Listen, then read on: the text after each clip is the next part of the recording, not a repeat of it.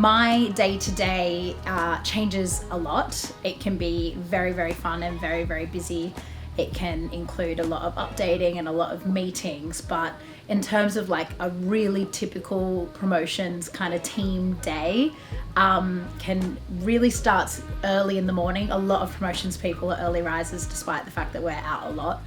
And we update a lot. We update all our partners on good news, plans, and really try to kind of lock in all the support we're going to get that week, whether it is trying to get a Radio 1 playlist or Hot Hits UK edition on the Monday. Quite often our weeks start very in the office, get the charts, see how we're moving track by track or certain campaigns, and communicate the news to our partners. So quite often a promotions team really hit the ground running on a Monday morning and are very much talking to all our partners and making sure that we're kind of putting our artists in their faces first for the top of the week.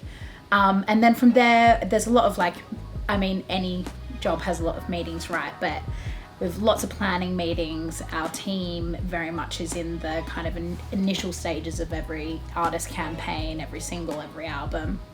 So a lot of different going through timelines, working out how we're going to present the artist, and that kind of becomes a very, very core part of our kind of jobs, is making sure that we're aligned with the marketing team, the commercial team, the creative team on how we're going to present either a song or an artist or a campaign in general.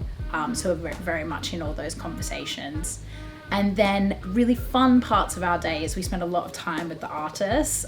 We do a lot of promo, whether that's a hottest record or a playback at Spotify or a content shoot.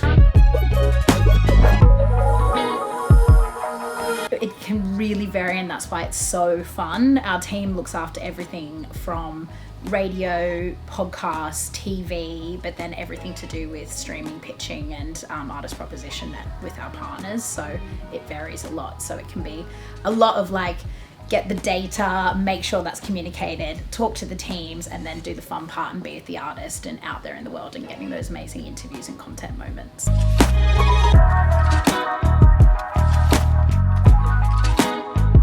One artist that I'm very proud to be a part of her campaign is Rachel Chinariri, and I was very lucky to come on board for her debut album, What a Devastating Turn of Events. That album is incredibly special and an amazing kind of piece of art, one to listen to from first start to finish. But in terms of how Rachel took on the project, in terms of how the creative was actualized by the team and how we were able to communicate this really important story that she had to tell in this album to her growing fan base, the Darlings as they're called, and work with our partners to kind of communicate that story and show Rachel's talent. It was incredibly special. It also was a really amazing campaign in the sense that the album came out in May. We had actually presented it to streaming partners and radio partners 6 months before that, including most of the creative. So we were very excited to be able to partner with them very early on. It was a really key factor that Rachel was very organized, as she always is. She's a to-do list queen.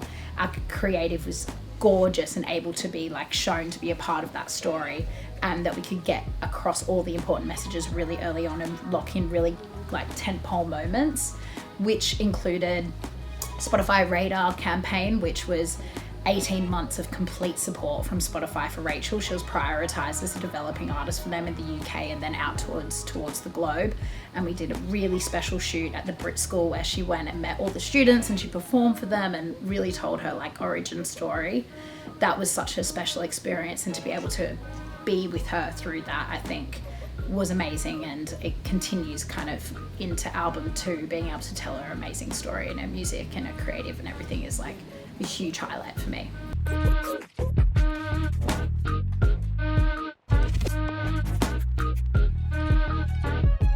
Promotions has changed so much in the 10 years that I've been here. The first time I started working at Warner properly, I was in TV promotions, and that in itself has changed so much over the last 10 years. And I think that the way that we look, it's kind of twofold. It's the way that we look at actual promo now, it's less about the live moment that you're listening to someone on the radio in your car, and more about an amazing clip that comes from that we can share far and wide.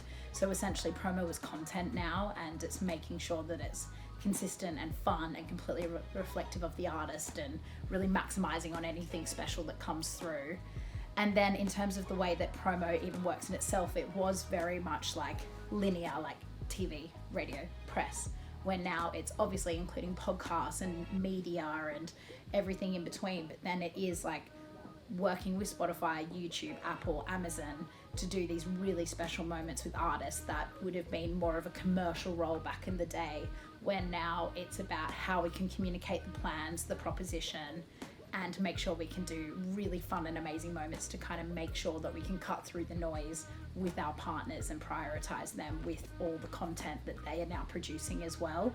So yeah, it's really fun. It's very much about like communication, updating all the time, but then making sure we can like have these really cool special moments that we can kind of communicate even further than what was just like a TV performance or something like that. So it's all has to work together. Like people always say like, oh, radio's dying. It's so not. It's still so unreal, and it's such an amazing tool to be a part of that further plan. And that would be how it's completely changed over the years. It's like promotions can be anything, and that's the best bit.